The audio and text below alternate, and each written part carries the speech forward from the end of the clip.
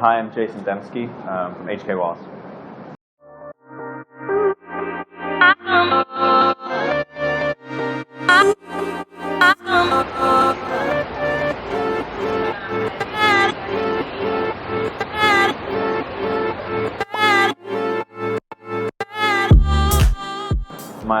Myself and my partner Stan, we've always been a fan of graffiti and street art.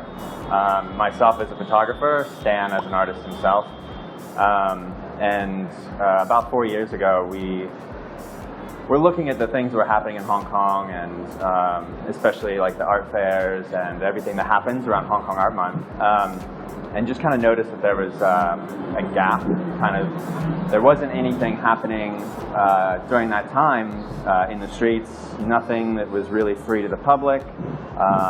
Whereas a lot of the things, it's all about money and private parties and different things. And we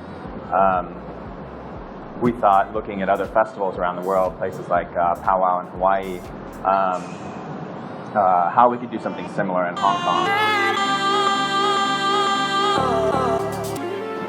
District 15, the developer who is turning this into kind of a small boutique retail and commercial space, they approached us and said, we have a space you can use until it's rented out. We'd really like to get some artwork in there and get your input on how we can make the best of the space until it gets rented. And so we basically proposed to bring 6 Hong Kong artists to create immersive works in this space, which is all a little bit inspired, and some of it quite abstractly, some of it quite literally, by Hong Kong and their life growing up here. So when the exhibition opens, the public will be able to basically take over the space. You can walk in freely in and out, and really kind of, rather than just walk past a mural or a piece of artwork, you can be kind of immersed inside of it. The Hong Kong government, while they're not super supportive when it comes to money, which I think they should be, they should probably support the arts more through funding and different things. But generally, when it comes to street art, graffiti, things like that, if it's illegal, you can't really blame the government for taking legal measures against it. But when it comes to legal work, which is what HKWalls does, they're quite supportive. The Tourism Board and a number of other government bodies have been very supportive. Again, not financially, but through social media.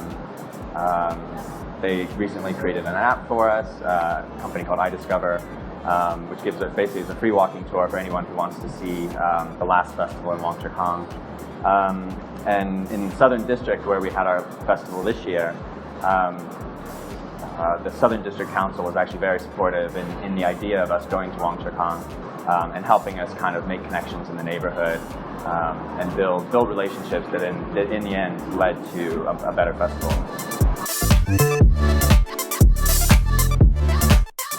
That's a really difficult question. I wouldn't say I have any particular favorites. We really try to involve artists and who are going to create artwork we love to begin with, so generally we end up liking everything.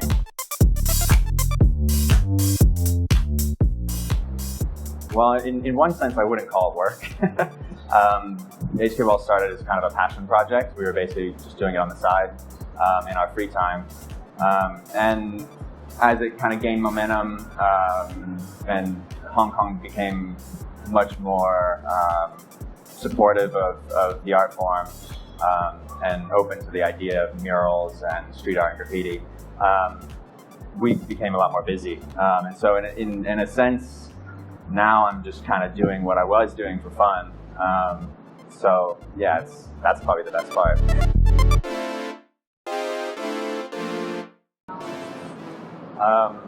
Yeah, I would say just keep working. Don't wait for opportunities. Try to make your own. The harder you work and the more you put into it, the better it'll be. And don't ask for permission. Just do it. Just create your work, wherever it needs to be.